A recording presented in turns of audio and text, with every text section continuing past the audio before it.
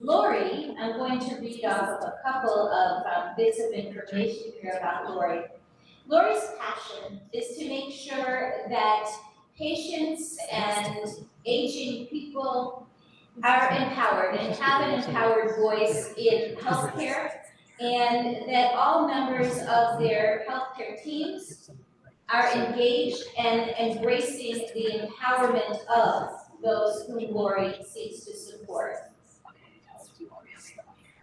She has her own company called Klemons Healthcare Consulting. Yeah. And in her company, Lori provides clients, caregivers, and patient advocates with this empowered voice. She helps to guide them and helps support them along the way for the best outcomes or to the best, most peaceful transitions to the end of life, as she also is qualified as a death doula. She works with healthcare agencies, she works with individual professionals, and she works with individuals who are in need of the support. She also has a voice in communities like ours, and she has done many presentations that are similar to this one. But I think the angle that's different is that this is Lori and Mary Schul. And Lori's presentation today isn't only about how the professional became personal and the personal became professional in the work of chesed, the work of kindness. But there also is actually a direction that we're driving toward, which is the revival of our chesed team, which has a small but growing list of people who would like to take part in making visits and or phone calls. And also, as we're coming back from the pandemic with a heightened awareness of how important it is to be connected and to advocate for the healthcare that we need, the hope is that whether you are interested in being part of the Chesed team or not, that you too will learn to be more empowered and helpful, because there isn't a person who goes through life without the opportunity to care for loved ones. And even if we haven't sought the opportunity, sometimes it seeks us out. Lori has been a nurse practitioner, and she cared in New York City for New York City's most indigent and needy people at Bellevue Hospital. There, patients received medical respite from their lives on the street. And Lori recognized very early in her career that these people had no voice when they entered the healthcare arena. And she's dedicated her 52-year career to making sure that every patient has a voice and that those voices are heard. Lori knows how kindness can heal an injured soul, not only for the recipient, but also for the giver. And she believes that kindness can heal the world. She's going to share her story now without further ado. Thank you so much. There will be time for questions at the end, and should you be interested in joining the Chesed team proper, you can reach out directly to Lori or to me. I do need to leave to go to a wedding, so I will be here at the end, but she will. Safe travels. Can you all hear me? Yeah. I know the rabbi really knows how to use the mic. Speak right into it. Speak right into it, at the risk of swallowing it. Okay.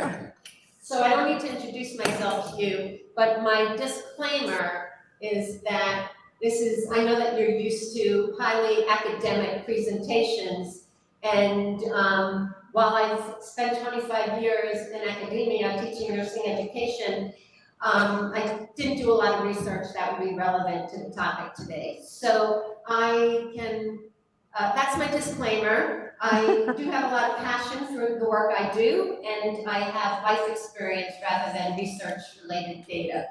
But we're gonna go on. This is one of the reasons why I live in why I live in Madison, is my grandson Solomon, who is now 5.5, and made me a savta.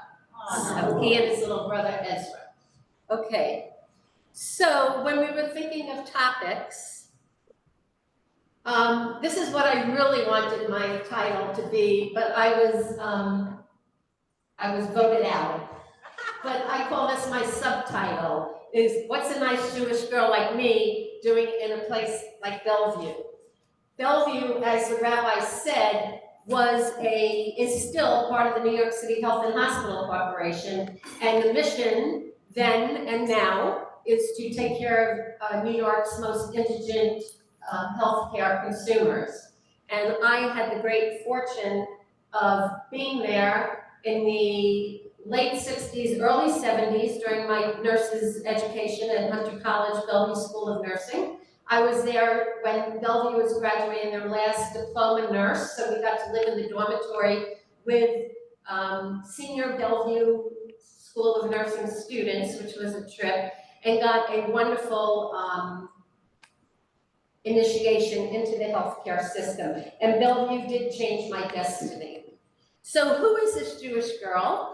My story really began with my interest in the healthcare field when I was 4 years old and my mother became a victim of the polio epidemic in the 50s. She was 33 years old, had 3 little daughters under the age of 7, and was bedridden for over a year, and then years of braces and walkers and crutches and physical therapy. But the thing I remember most about that time in my life was that there were these ladies who dressed in white who came and made my mother smile. And I became enamored with nurses at the age of 4. And then about a decade later, I had the opportunity to be a hospital candy striper. And I did it at Huntington Hospital in Huntington, New York. I was born in that hospital, and I graduated from Huntington High School. But that really solidified my destiny to become a nurse. And I had these visions of, people say, who's your childhood hero? Well, Abraham Lincoln was one of them. And in fact, Barry and I got engaged on the steps of the Lincoln Memorial in Washington, D.C. But Florence Nightingale was my childhood heroine, and she stood for. Next. So this is me on the left. In 1971, between my junior and senior year, we qualified to become practical nurses, and I had the opportunity to spend the summer working at Huntington Hospital. A couple things about this picture, besides about how young I look, is that you'll notice I was wearing a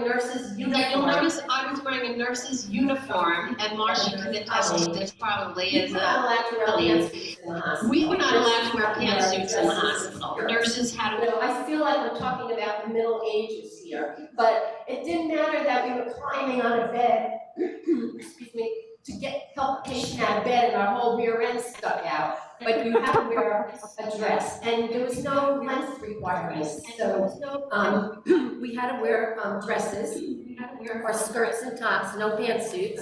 And you'll notice my little cat. Every nurse who graduates from school, each school has their own cat. And this was the Hunter College Bellevue School of Nursing cat that we wore as students. And then when we graduated, we got a black band to put around. And again, we went to work full-time as nurses, no pantsuits allowed, and you had to wear your cap. Right? And we would argue with our supervisors, when we pull the curtain, hat falls on the floor, we're bending over the patient, and the cat falls into the sterile field. Because the nurses didn't have a voice either. Nurses did a lot of stuff and a lot of stuff ludicrous.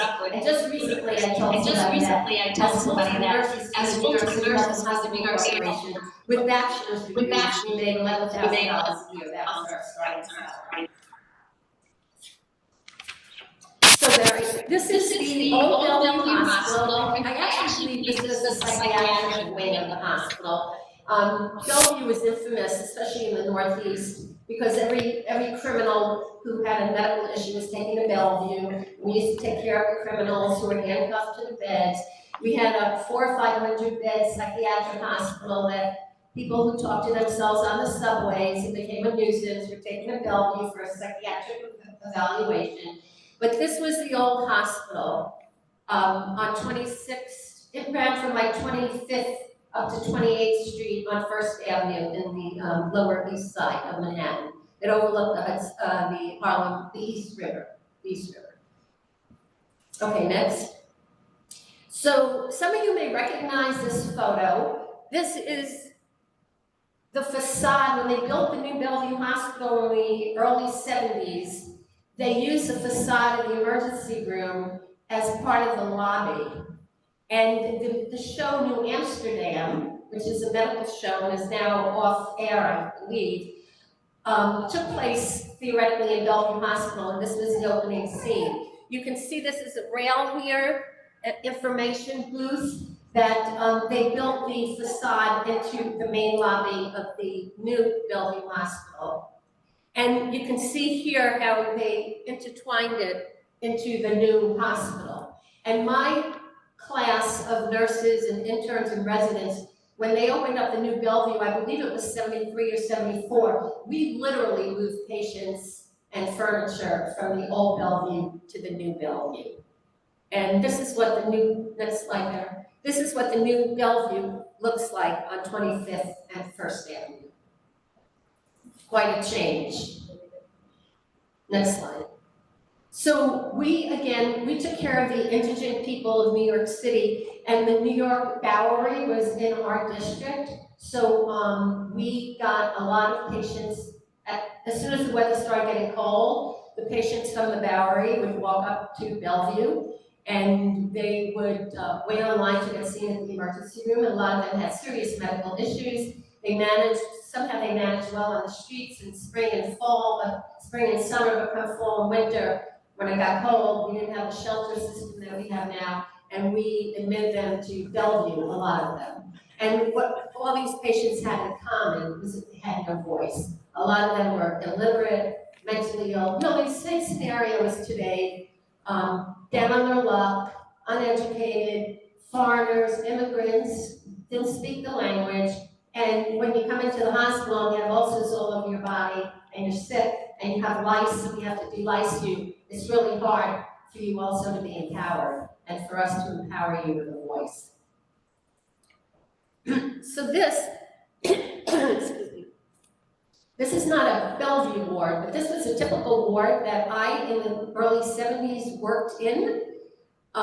It was segregated men to women. We didn't mix people. You could see it's open, chaotic. When the doctors made rounds, everybody was disturbed. There was no such thing as privacy. There was no running water. There were no curtains. We had to drag these shields. There was no dignity for any of these patients, regardless of who you were or what your economic status was. And to really date myself, we were just branching off into the newer cushioned wheelchairs when I was a young nurse. But this was a typical wooden wheelchair that was probably 100 years old when we used them. They were hard. We were constantly putting pillows on them to cushion the patient's bottom to make them more comfortable.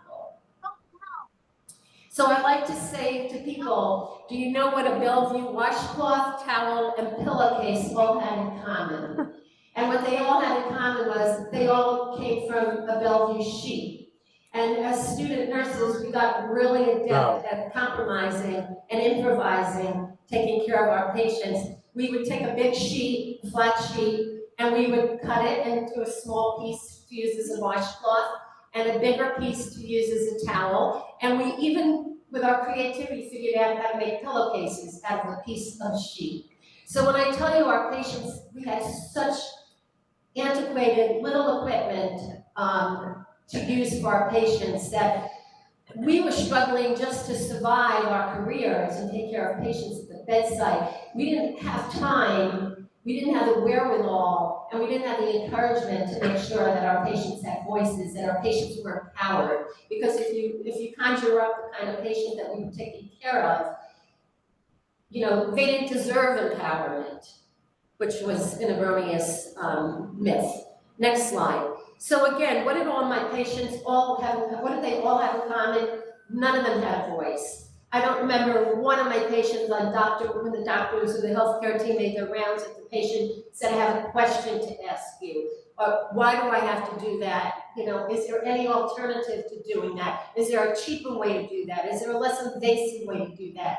The doctor said, this is what you do, and the patients yesed us to death, and then they got discharged, and we knew that they didn't have the resources to be compliant with anything that would keep them healthy. They were struggling on the street like we were struggling in the wards to take care of them. Next slide. They had no voice. So I realized early on in my career that this was something that I needed to address. And I tried every which way I could to get my colleagues, my head nurse, the nursing supervisors, the director of nursing, to listen to what I had to say, to talk about how we could make things better for the patient. And so people told me that I was bossy, and I said, no, I have skills, I have leadership skills, damn it, do you understand? And I fought so hard, and I realized early on that this is not a fight or a battle that I could win. And I started doing some soul searching, and I thought about leaving nursing, but that was not an option for me because it was in my gut, it was in my soul. And I knew that I could make a difference in patienthood. And so, you know, I decided, okay, I'm gonna just throw in the towel and I'm gonna leave. And then God threw me back the towel and he said, you still have work to do. So I did some more soul searching and I said, I'm not gonna be a product of my circumstances. I'm proud of the decisions that I'm going to make moving forward. I'm gonna stand up for what is right, even if I stand alone. And I realized that if I couldn't change the direction of the wind, I would adjust the sail. So I realized that I couldn't change the system that I was working in, but maybe I could change the nurses who were coming out of the nursing schools. And so based on that and deciding what was really important to me and building my life around that decision. Next slide then.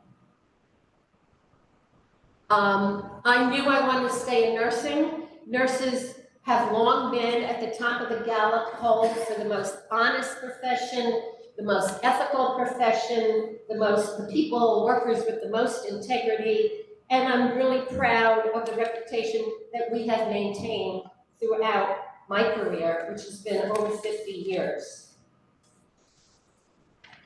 So next slide.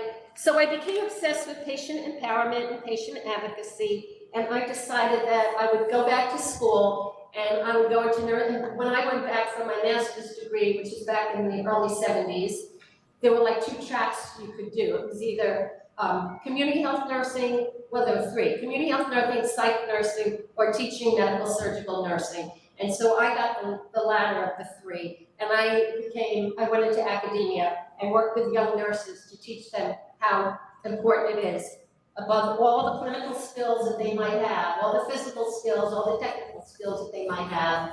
And when I say technical skills, we didn't have computers in the 70s. We didn't have computers for school, for our term papers.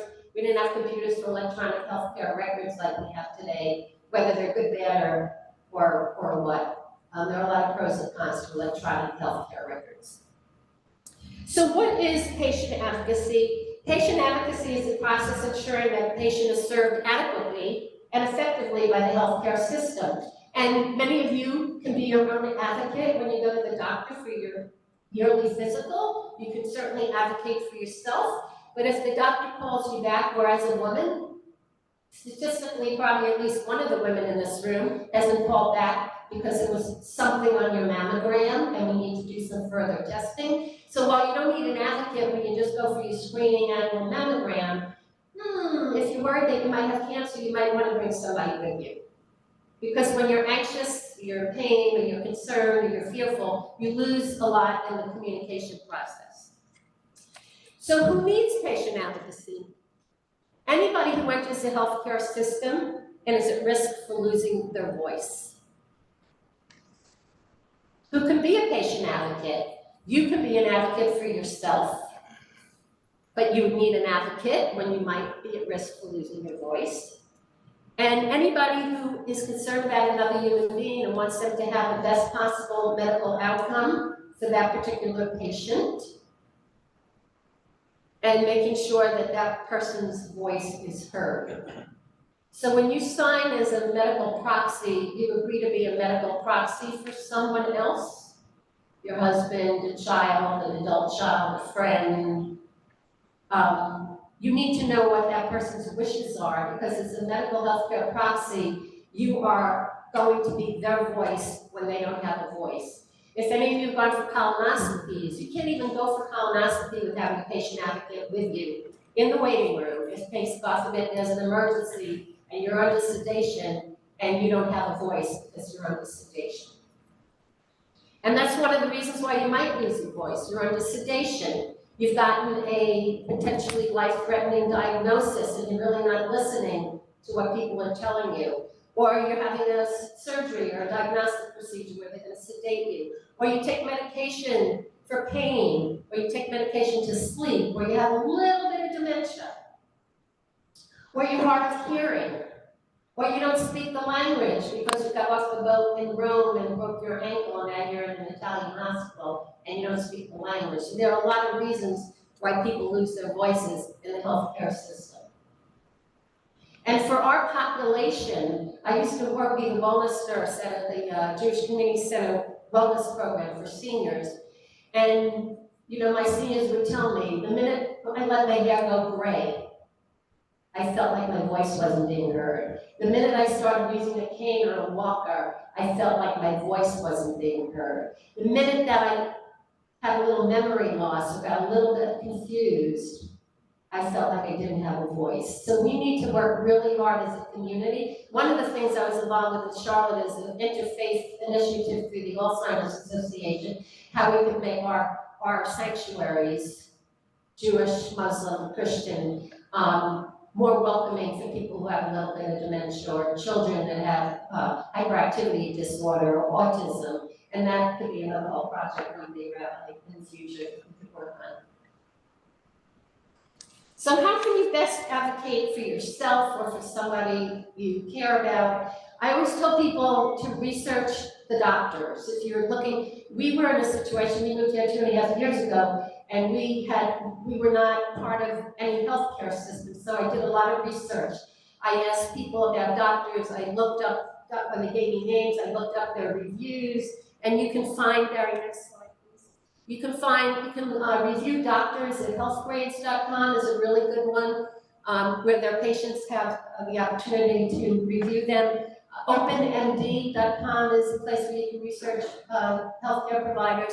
And also Medicare.gov is a good place to look to research the quality of care given at local hospitals, nursing homes, skilled nursing facilities, long-term rehab. You're not going to find anything about independent living or assisted living at Medicare.gov, but you will find any place that is licensed and takes Medicare and Medicaid. Another way you can advocate for yourself is by partnering with your healthcare team, by being involved with your healthcare team, by being respectful with your healthcare team, by using good communication skills. Because if you're the kind of person that has a chip on your shoulder all the time, you probably know that your interpersonal skills are not what they really need to be. And when you have your healthcare team and they're rushing because they have a lot of sick patients that they're caring for, you need to have a qualitative and quantitatively positive reaction in those few minutes that you have access to your healthcare team. It's so important, and learning how to communicate with them. And I had one of my clients complain to me that when she was in the hospital for 3 weeks, her daughter came every day and was there, and every day when the doctors made rounds, they would talk to her daughter, and they wouldn't come and talk to her. And so what we did was we asked the daughter, next time any member of the healthcare team comes in the room, can you just quietly get up and stand by mom's head? Therefore, the doctors are talking to everybody because it is very isolated. So making sure that the doctors are talking to you, they're making eye contact. And we've gotten away from that a lot with these electronic records, because a lot of people come in with computers, so while they're talking to you, they're recording online, and we need to get back to the basics of interpersonal communication. And it's important for you to always know that your doctor is passionate about your life. When people say to me, I don't know, I think maybe I should change doctors, I'm going to ask you the $64 million, it used to be $64,000, $64 million question. Do Do you feel that your doctor is passionate about your life, that your doctor cares about you? If you don't feel your doctor cares about you, it's very easy to switch doctors. But you wanna feel that comfort. I had mentioned this from the BEMA in September when I gave a DeBoer tour, and I talked about my son. My son was very sick, he had serious brain issues. Our neurologist was Syrian, not Muslim, Christian Syrian, which is really irrelevant to you, but very significant to us as Jewish patients. But every day, when he made rounds, he came to me and gave me a hug and he says, "How's mama?" Because he knew I was sleeping in a recliner for 47 nights next to my son. And every day when he came into the room, he told my son, "I love you like the sun." And when I said to my son, you know, when you have end-of-life conversations with your child, it tears your heart out, and we don't know if we're gonna have a good outcome. But when your doctor tells you that he loves you like a son, medicine just doesn't get any better. So if you have a chronic illness and you're hooked up with a doctor and you don't feel he or she is passionate about your life, that's not the doctor for you at this stage of your life. And I can help you find a new doctor if you're so interested. I've been doing a lot of reading and people have been complaining to me, particularly women, about their medical team gaslighting them, where you go in and you complain of symptoms and the doctor says, "You're just too stressed out. Go home and take it easy." Or you have a bad cold and you wake up dying 3 days later from a viral infection that went, a bacterial infection that went untreated. So this is all part of feeling good that your doctor has a passion for your life, that you will be given the care you need. I encourage my clients to keep a journal, especially if you have a chronic illness. You should have a little notebook, write all your questions down in the notebook, because invariably when you go to the doctor, you're gonna forget if you leave it to memory. You can keep a journal, or those of us who use our phone, you know, I pull out my phone and I have all my questions from my doctor on the phone. I don't leave anything to memory. But writing down the questions and then writing down the answers. Writing down abnormal blood tests that you're dealing with. Write down drug reactions that you may have. Keeping a list of all the medications you're on. Like Barry's on several medications and he keeps a little list in his pocket for emergencies.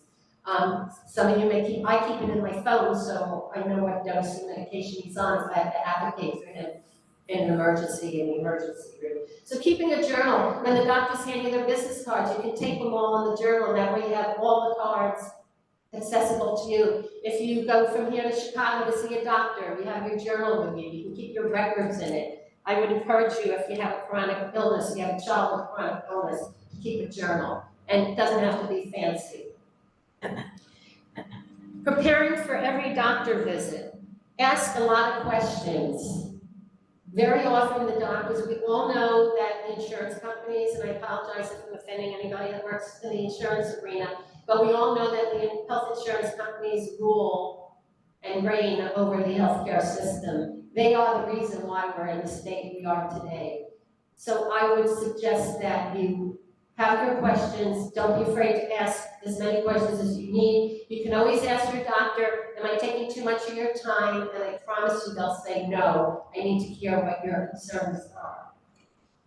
And when you prepare for every visit, I wouldn't say that you should use Google or WebMD as your doctor, but there is a lot of really good, accurate information on these websites. There are also a lot of not so accurate, but as long as you're aware and alert and have the conversation. I'm really big about the conversation. Having a conversation with your doctor makes you an empowered patient. Gathering information makes you an empowered patient. Speaking up for yourself makes you an empowered patient. And also, it allows you to make informed consents because you've gotten the information. The days of patients saying, "Yes, sir," "Yes, ma'am," to their doctor are over.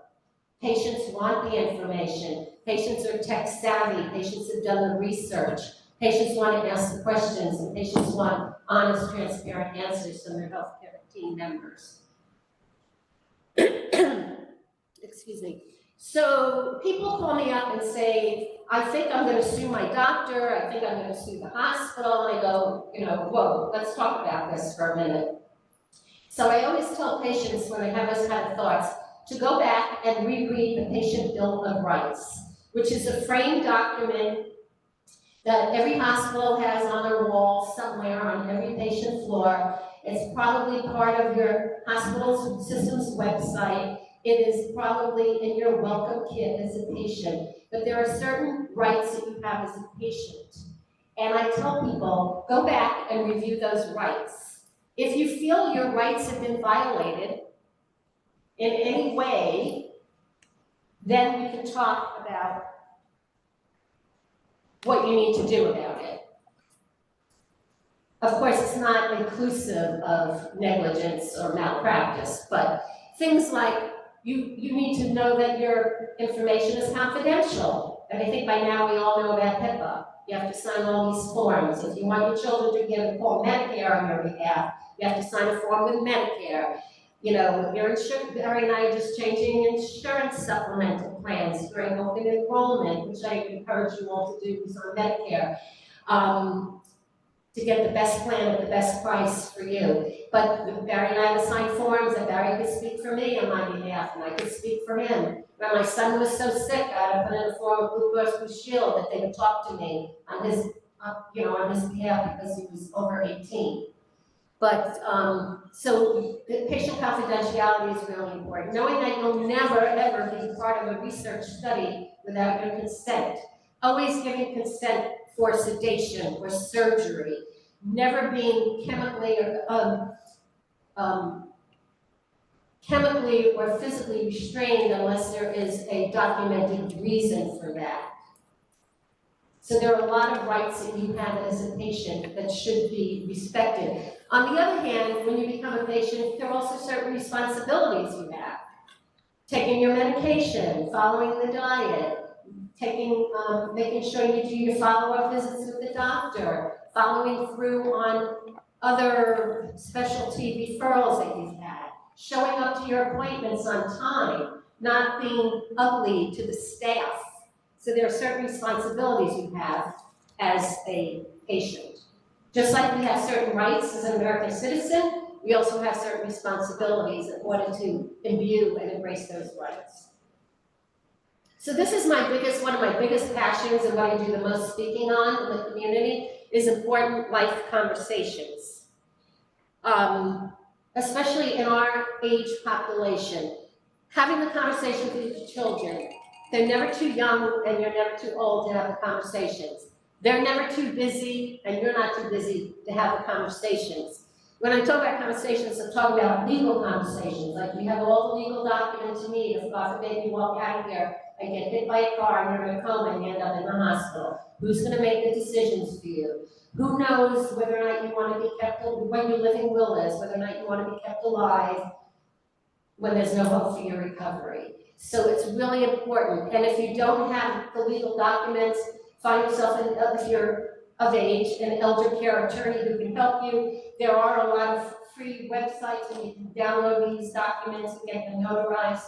And I encourage you to have the legal conversations. It's really important. And I'm just breezing over these superficially because of time. Financial. Have you planned for if you are alone and need full-time home health care?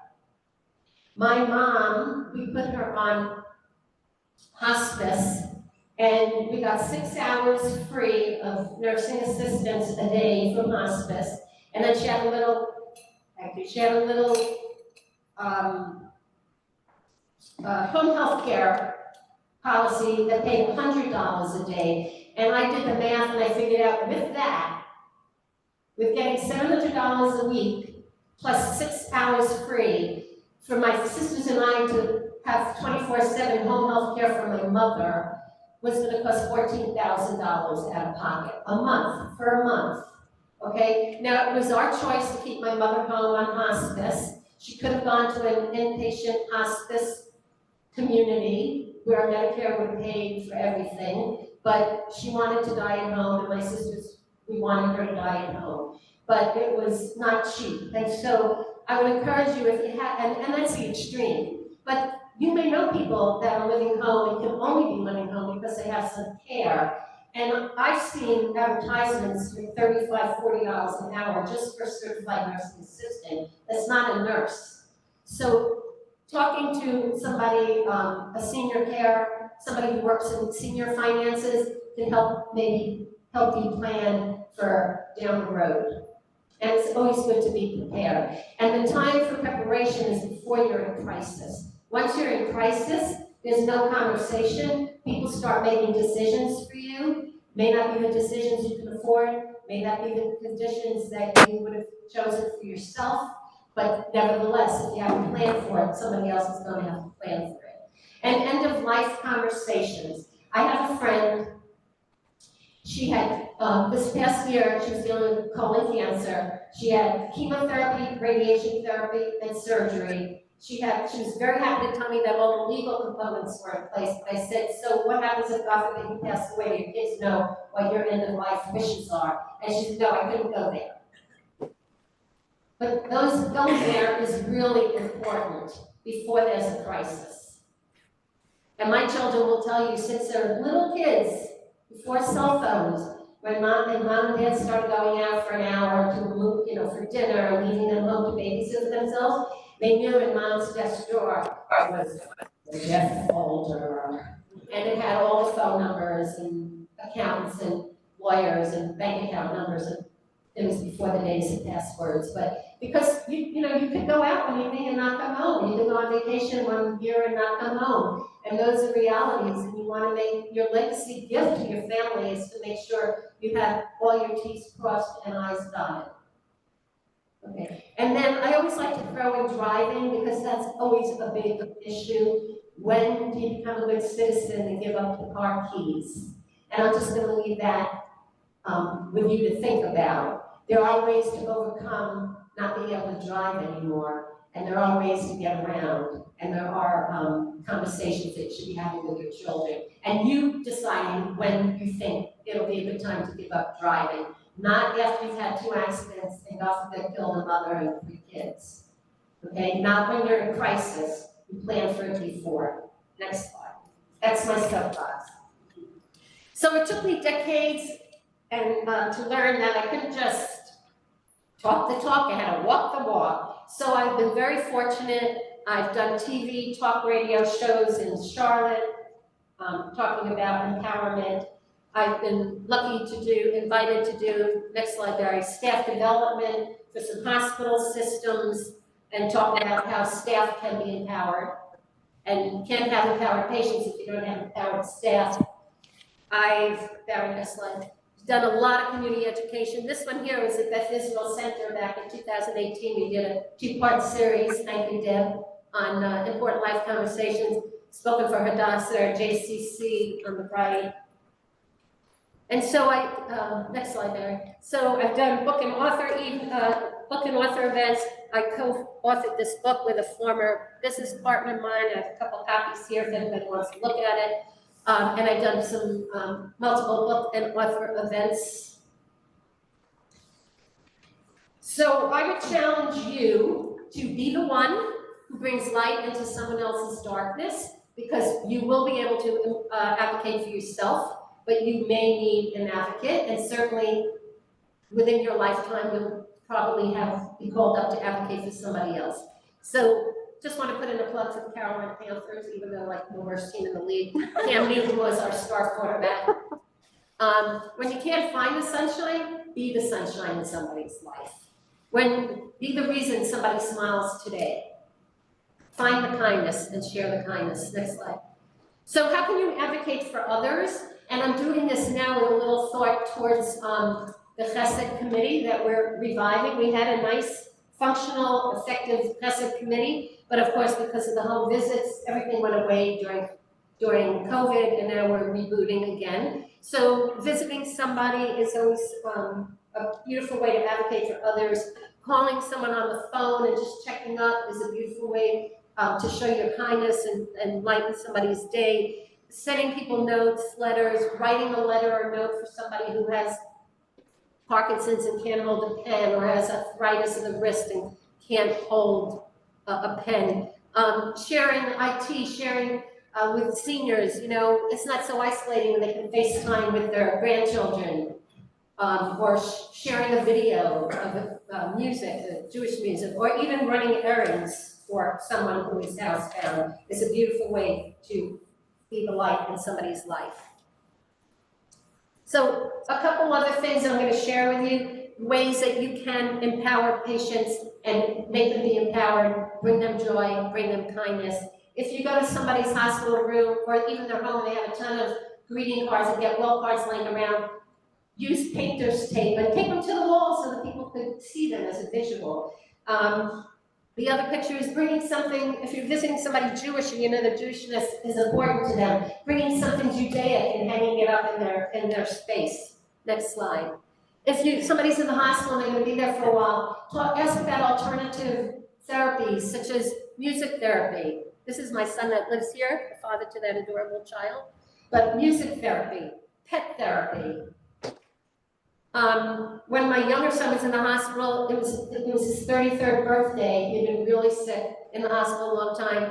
And we got, the gentleman in the middle is the Jewish chaplain at Lenox Hill Hospital. And I told him it was Jordan's birthday and he made arrangements with dietary to bring up a kosher cupcake, birthday cake, balloons. And he walked in singing happy birthday. You don't need to be a doctor. You don't need to be a nurse to reach out and help somebody celebrate their birthday in the hospital. All you have to do is have love and passion in your heart. I was in the hospital during Purim, so we got Mass and we had Hamantash to bring in the spiritual and celebrate the holiday. This young lady hugging me came to visit me. It brought so much joy. The visitors brought so much joy to a very dark chapter in our lives with my cousin Rhonda. There's going to be another picture of her in a minute or two. This is Jesse Lieberman. He was a fourth-year medical student in Charlotte. He was helping a neighbor out of his kindness who was locked out of her apartment. He stood on a deck rail to help open a window, and the rail fell, and he was left quadriplegic. And he finished medical school, and he became a doctor and a physiatrist, which is a doctor that prescribes physical therapy for people with spinal cord injuries and strokes or brain tumors. And he can only move his arms a little bit. But the reason why I'm sharing this with you is the community rallied. They sent cards, they sent meal, they made phone calls. He actually ultimately had children and they babysat for his kids. They weren't nurses, they weren't doctors, they just had love and passion in their heart. Next slide, Larry. This is cousins of mine. You can see he has a little dementia, and he was in the hospital, and his wife did not want him dying in the hospital, so we were able to make proper phone calls, call hospice, ask the nurses to call hospice, and they brought him home, and he died at home in his bed at home. Next slide. This is my cousin Rhonda, who was hugging me and kissing me. Little did I know that 4 months later, I would be spending the night with her, having both breasts amputated for breast cancer. And so I was able to return the love to her just a few short months later. This is Rabbi Rachel Snoopler, who moved to Charlotte because her husband had business there. She was a former rabbi of Japan. She's a conservative rabbi. She moved to Charlotte and was supposed to lead as an associate rabbi our high holiday services back, I don't even know when. She was 47 years old and had a massive stroke and was left semi-paralyzed. She can walk, but she has a really bad leg and can't use one arm. And anyway, she was in rehab during Sukkot, and I'd never met her, but my heart just reached out to her, and I went to her with a lulav and an etrog, and we said the brachas. And after that, I went and picked her up, shoved her wheelchair, threw it in my car, and we went and had coffee and lunches, and she is doing as well as she can be, given the circumstances of her limitations. This is my friend Alan Sussman. Goes out for a bike ride in the morning, downtown Charlotte, gets T-boned by a car, has neck fractures, spinal fractures. They never thought he would live. He did live to see the day. It took him like 3 years to get rehab. He does have also a bad arm, but the outpouring of love from the community, the notes, the visits, the meals, the snacks, the treats. And I said to him, Alan, and I sent him a note every day. A note went in the mail to him, a little poem, a little quip, a little motivation sticker. I said to him, what can I do for you that nobody else is doing? And his mom was in memory care, and he said, can you go visit my mother once a week? And so on this day, I took this picture and sent it to Alan. His mother was turning 95, and we went and we had a little birthday party for her. But I went and visited his mom every week, and that empowered him and empowered her. And then Goldie Schwartz was one of our star Oasis seniors in Charlotte, and she reached a point when she was 98. She looks pretty good for a 98-year-old, doesn't she? And she couldn't continue coming to Oasis, our senior enrichment program, so we brought Oasis to her, and we made sure that she had fun and companionship and visitors. Next slide there. And yesterday was my mother's first good sight. She died on Halloween last year. This is my mom 2 weeks before she died. And the reason why I'm telling you this is she was as sharp as a tack. And she said to me, I don't understand what's going on. And I said, Mom, you're 99, your body is just giving out. And I said to her, do you feel like you're dying? And she said, yes, I do. When she said this, had the same conversation with my younger sister, who's a neonatologist, my sister said, well, Mom, you stop eating. If you start eating again, you'll get stronger. But that was not true. And my mother thanked me 10 times a day for my honesty with her. Her body was just giving out. She really wanted to live to 100th birthday. But the reason why I'm sharing this slide with you, miss you, Mom, she could not stand looking in the mirror at her hair. Her hair was driving her nuts. That's all she complained about. She wasn't eating, she wasn't drinking. She could barely get to the dining room table. She was concerned about her hair. So we called and we got a beautician to come to the house and give her a haircut. And you can see that. And my mother was so grateful. And as I walked the beautician out of the apartment that morning, I said to her, you do realize that this will probably be the last haircut my mom ever gets. And the beautician started to cry, and she said, that's all I kept thinking about when I was cutting your mom's hair. My mother was so pleased with her haircut. Next slide. So the worst feeling of being lonely, and we all felt lonely, I think, during COVID, but we were very lucky in our age of technology that Zoom saved a lot of our lives. FaceTime with our family, WhatsApp, but the average senior doesn't know how to Zoom, or at least didn't at the beginning of COVID. But people will tell you who are lonely that it's not the loneliness that gets to them, it's feeling like they've been forgotten. And so it's really important that we don't forget people, especially people within our own faith community, who may be feeling like they are forgotten. So kindness, next slide, Barry. Kindness changes everything. Next slide. I'm just challenging you to be a good human. Next slide. Always leave people better than you found them. Hug the hurt, kiss the broken, befriend the lonely, befriend the lost, and love the lonely. Next slide. And in leaving you, I just want to invite you to join the Chesed team with us. I guarantee you it will be very well with your soul. It will be very good for your soul. And to make a difference in somebody's life, you don't have to be brilliant, you don't have to be a nurse, you don't even have to love them, you just have to care. Next slide. Believe there is good in the world, and then be the good. And as Maya Angelou is quoted as saying, people will forget what you said, they'll forget what you did, but people will never forget how you made them feel. Next slide. So when I go back to my early days at Bellevue in 1971, I feel really blessed that I had the power all along, and I could be an agent for good. And then I thank you all for the privilege of your time this morning. I would take some questions, but I do want to read one thing to you, and in that I will close my program. So when we all ask, besides joining Chesed to make this world a better place, and to do more mitzvahs, so maybe Mashiach will come a little bit sooner rather than later, how can you be an agent for good? And this is what I want to be, and this is what I want to leave you with. As the world fights to figure everything out, I'll be holding doors open for strangers. I'll be letting people cut in front of me in traffic. I'll be saying good morning. I'll be keeping babies entertained in grocery lines. stopping to talk to someone who is lonely, being patient with a sales clerk, smiling at passersby. Why?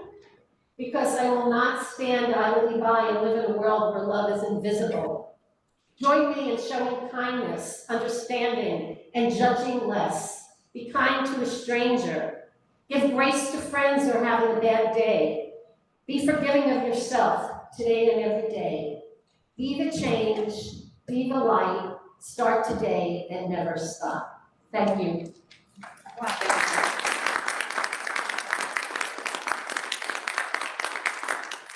Lorrie, I'm going to start with, there's a question on the chat from Julie Plotkin, and she says, my understanding is that studies show that patient and family engagement via questions and collaborative discussions with the care team also enhances patient safety.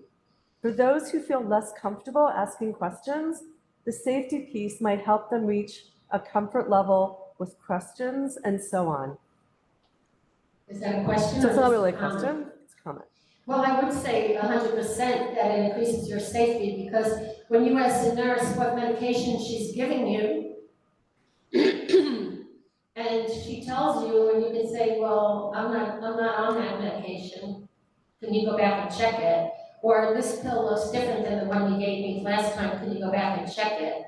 That, yes, safety is a very big feature.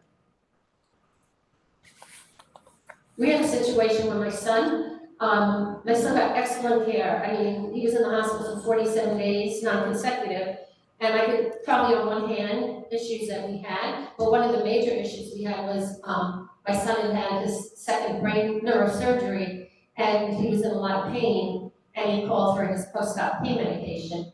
And when the nurse came in the middle of the night, and I'm sitting by his bedside, normally when they come in, they have 2 syringes. A larger syringe that will flush the line that they're putting the medication in case it's closed up a little bit, and then the medication. And my son realized that usually one syringe is bigger than the other, and that both syringes were the same size as flushing. And my son swears that the nurse didn't give him the pain medication, and that the nurse, it was fentanyl. My son was on heavy fentanyl, but it was controlled fentanyl, prescribed and FDA made, not the stuff our kids are buying off the street that's killing them.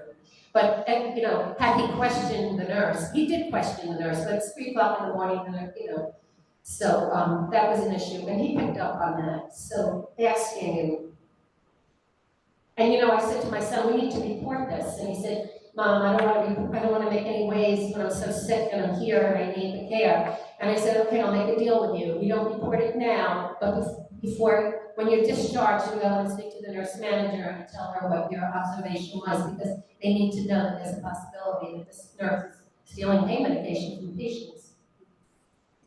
And what he gave him didn't work. But Yeah, he knew he didn't get the medication because it didn't work to control pain. Any other chats? Anybody want to share an experience where they were empowered and it worked out well for them, or you wish you had been empowered? Marcia? Well, I actually had a question. And your quotes, everything is very inspirational, but I get so frustrated and I am judgmental and all these things. How do you keep from being that way? And what do you do for self-care for yourself? Because otherwise,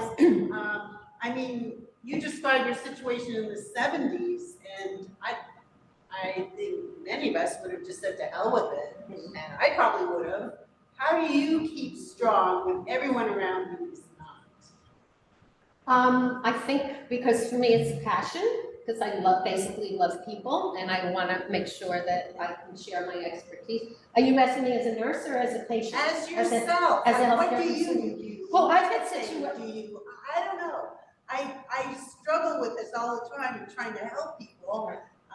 Well, I'll give you a situation. Barry and I, before we moved here full time, we were bouncing back and forth, and I said to Barry, I think that we should find a primary doctor here. And we researched and we decided we wanted it to be UW. And I am very impressed with the quality of health care that we've gotten. I'm not so impressed with the access to the health care. You have to wait 4 months to see a pain specialist. That's cruel. But we found a very nice primary care doctor, she's a female, and Barry's using her too, and we like her.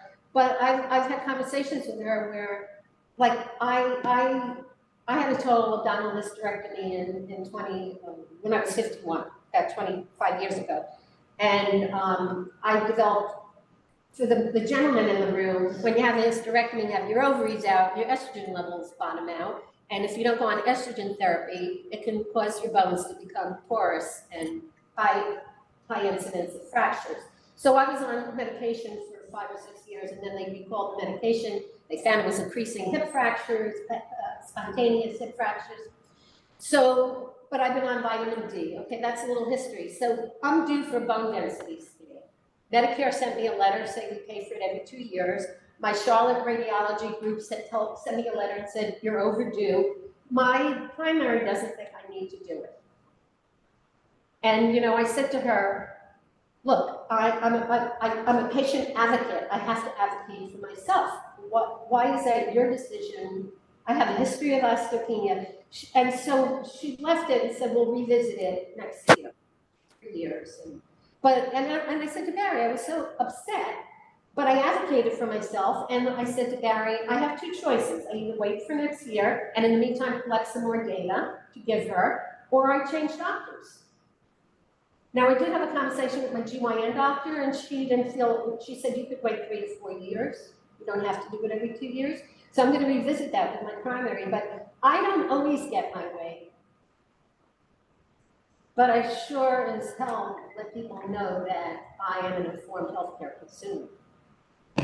I mean, I keep going back to my son Jordan because it was 9 months of my life that I never left his bedside. He had multiple MRIs, but he was having an MRI of the brain, again, probably a 7th or 8th one. They told him it would be 45 minutes. They took him from me and put him in the room, and it was 45 minutes, and then it was an hour, and then it was an hour and a half. And they finally wheeled him out, and he was like on the verge of hysterics. They told him 45 minutes, and they gave him a bell to push. So he pushed the bell, nobody answered the bell. He started talking, nobody answered, and they left him in the machine for probably an hour and a half. An hour and 45 minutes. Friday afternoon. Right. And he thought that they all went home. He thought that they all went home and left him, and I got hysterical. You know, I got him back to his room, and then I went down to the radiology department. Now, it didn't make it better for my son, but hopefully it'll make it better for the next patient. And sometimes that's all I can go with, that I can't necessarily change what happened for me or my family. And I tell this to doctors or anybody, even customer service people, look, you can't make it better for my family, but if I can make it better for the next family coming in. But my son became empowered from that experience because on subsequent MRIs, he told everybody what happened to them, all the texts, and said, you need to answer me when I talk to you, and you need to talk to me and tell me you're doing good, you're doing well. I mean, you know, we got another 15 minutes, just hang in there. We're with you, we're watching you, we're not gonna leave you. And those are simple things that come from the heart, you know. So no, I'm not always successful. I've had a good success rate, but I feel your frustration, and I probably advocate better for others than I do for myself. I think somehow when you're a professional patient advocate, you can get more done than when you're just a healthcare consumer with good math. Lori? You know, so that's why the learning how to, you know, the interpersonal communications are really so important. Should I be on the mic? It's probably better. I'm going to say that my experience has been, and I'm sure a lot of you guys know this already, Marsha, you may already know this already, but the frustration is, I still think it's also part of what Lori's saying. I think you need to have your doctor, your most direct doctor, be a doctor that you trust, because at one point, the doctor that I really liked, I had to switch, because during the pandemic, just something changed. And then after something happened, and after months of not being heard, like I'm still, you know, paying the price for that. But I then switched to one of the partners, knowing also where her more focus was, where I was also going with my health. And the other part of that is letting the advocates who come with you know who you are and how you think and the things that bother you the most or what to look out for at each visit. So if I forget something, and I actually have a ton of questions, and I always have my long list of questions, and I don't always get my oncology doctor, because when I'm in the clinic, I may only see her once every 6 weeks because I see partners, and the partners pretty much blow me off. And so when they walk in, I don't even ask them my questions. If I really have questions I want to know, I might chart my doctor, and I know she'll answer, because those guys will answer me and say, you really need to ask her. And I kind of want to say, the hell with you, you're the one who's here. But even though I'm not their primary patient, it's just kind of the way the system works. And there's a point to where I just have to accept that. It's an extremely imperfect system, but also the advocate also will sometimes even be an advocate of answering me, hey, you know what, this is okay, you'll follow up in another moment with somebody else. And there's also just so much they still don't know. There's also the frustration of not getting the answer because they don't have the answers. And going online and trying to get the answers in the research is also not the answer. So I think it really helps to ask a lot of questions, to have your direct doctor be the best possible person who you know cares about you. And then the third thing is to always go in with advocates who will probably hear the same way you hear and will advocate on behalf of you in case I'm not able to, or they remember something that I forgot. And I would highly recommend that if you do bring an advocate with you, whether it be a friend, family, that you introduce them to the doctor as your advocate. Always. And this is my advocate. They know the role of the advocate. This is my family advocate, my friend advocate, my professional advocate. I've gone to lots of doctor's appointments with my clients, and they introduce me as their patient advocate, professional patient advocate. That means I get paid for doing it. But if you have a friend, and of course, if you have a chronic illness, if that friend will commit to go with you to every doctor's appointment, because it's continuity of care. Another very frustrating thing that patients experience these days is that if you're in the hospital, your personal doctors don't necessarily go to that hospital. So your primary care doctor doesn't visit you in the hospital anymore, and they have hospital lists. These are just doctors that work in the hospital, and they're very good at what they do. The biggest disadvantage of families is that they change every 7 days because they have different work schedules. And so every week, if you're in the hospital for 2 or 3 weeks, you have 2 or 3 different hospitalists, or more, depending on if it's a specialist. But so it's hard to have continuity of care. It's even more important to have an advocate if you're going to be in the hospital for an extended period of time.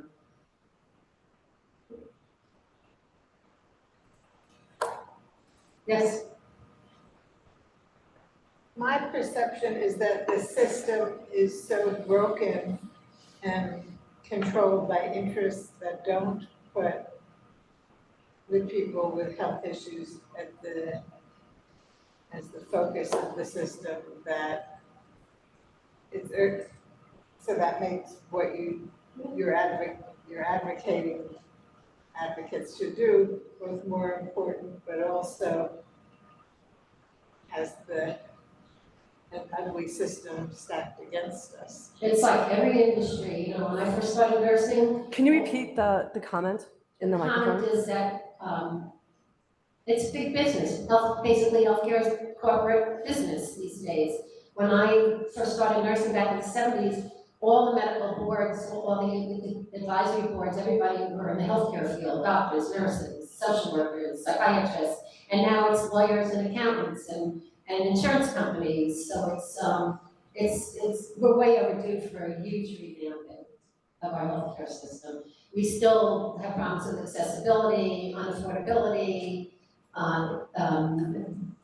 inequality.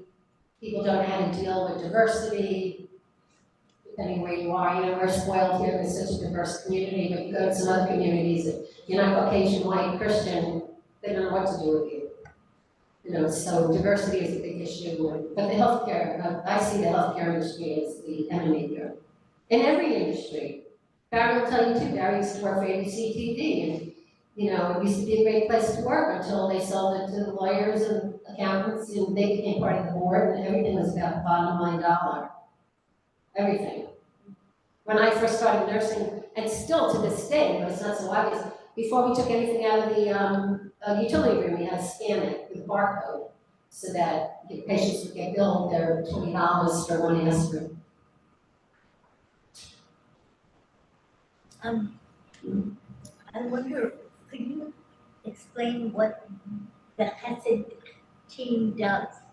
That's a very good question. Repeat the That's question. what is the role of HESED team? And we're gonna have a training in November, the rabbi and I are doing training together. So the intent of the HESED team is to reach out to members of our community that are hurting or housebound or living in assisted living or isolated, and either visiting them wherever they are, wherever they call home, or volunteering to make a phone call every 2 weeks just to check up on them.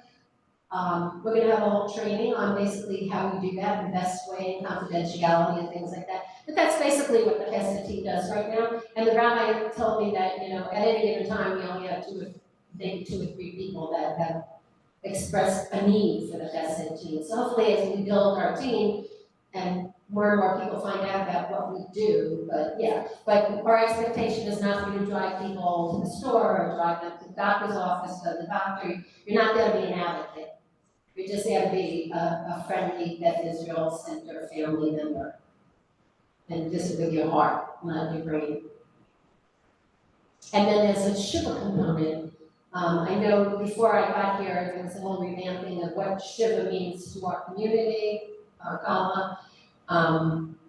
And that came before my time, but we have a whole storeroom of supplies for people who are sitting Shiva that might not have resources or people to help them set up for Shiva. So we're prepared for that too, and that'll be another component of the team. But when we do our training, we'll ask you, are you more comfortable? Do you want to make house visits? Wherever the patient calls home, could be the hospital, assisted living, independent living, or would you rather just be on the telephone squad, which is okay? Would you just rather be called for Shiva and help with that, maybe once a year, once every 2 years?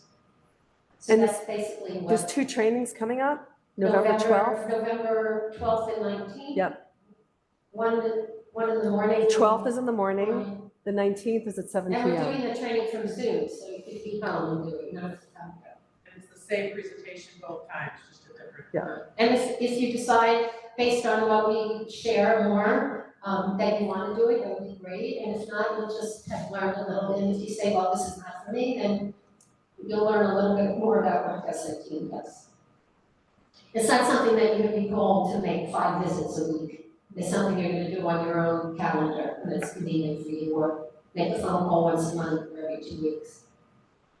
Some people like talking on the phone. I'm like in the younger generation and do a lot of texting and email messaging. Do you all feel like you learned something that you could advocate better for yourself next time you go to the doctor? Or if you call on to advocate for somebody else, that you can help be their voice? Yes, ma'am. I have a brief announcement that's related to this. Jewish Home Services is starting a week on November 7th, and they still need a few more members. And Rabbi Renee asked me a few days ago, with Rabbi Renee Bauer and Nancy Feinville, if I knew anyone that would benefit or was looking for something like that, I drew a blank. So I decided that I would ask everyone here if anyone knows anyone. I missed the committee. What are they looking for volunteers for? They want group members. Grief group. Oh, grief. Grief, yeah. Grief, okay, grief, okay. They're looking for people who are grieving to, okay, so if you know anybody who's having a hard time with grief and not navigating it well by themselves, and they're looking for a support group, Jewish Social Services. Jewish Social Services is helping it, I've seen that. Ziva, did you have a question? Okay. No. Advocating for Nancy. Before you all leave, I also write poetry. I'm gonna just read you a quick poem I wrote, because we've all had these emotions in the past 2 weeks, and I very often put it on paper, and once I finish this, you're free to leave. Unless they want to look at your book. If anybody's interested in looking at my book, I can show it to you. Our beloved Holy Land under siege, the news of Israel seems hard to believe. As we struggle to make sense of the dismal scenes, our hearts are broken and we want to scream. They call it unprecedented, but we recall past dates when murdering and rounding up Jews was commonplace. Our history includes continual trauma, pogroms, expulsions, Holocaust drama. Just as the sun set on a high holiday season, we were indiscriminately murdered for terrorist reasons. House break-ins by thugs with blood on their hands, innocents murdered, hundreds dragged from their land. Infants, children, elderly too, no one's safe in this terror milieu. You don't want to believe, but your eyes don't lie. The bloodshed there can't be denied. God, during these horrific times, we need your light to brighten the horrors of the night, to ease our anguish and erase the fears, to wipe away our sorrowful tears. The horrors of this week have injured our souls, our hearts are broken, no longer whole. But our passion is innate and never to wane. Am Yisrael Chai, our collective refrain. May there come a swift end to the homicide, to the loss of innocence on each side. May we create a world where dignity is offered all, regardless of ethnic or religious call, where every child throughout the world can rest their heads as peace unfurls. Hear our prayers, O God on high. Let peace prevail, let no more die.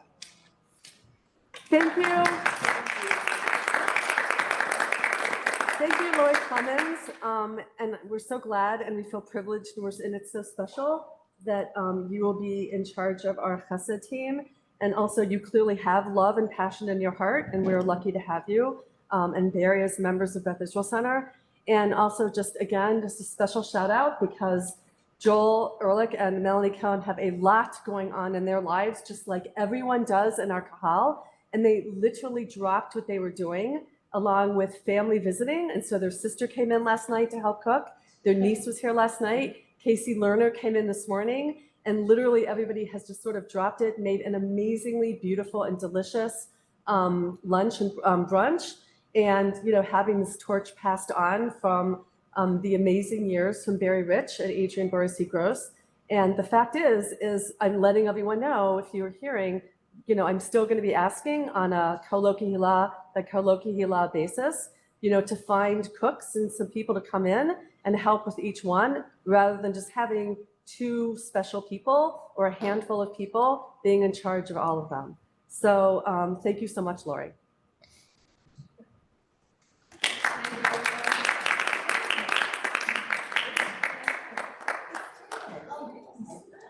Thank you, everybody who joined us on Zoom.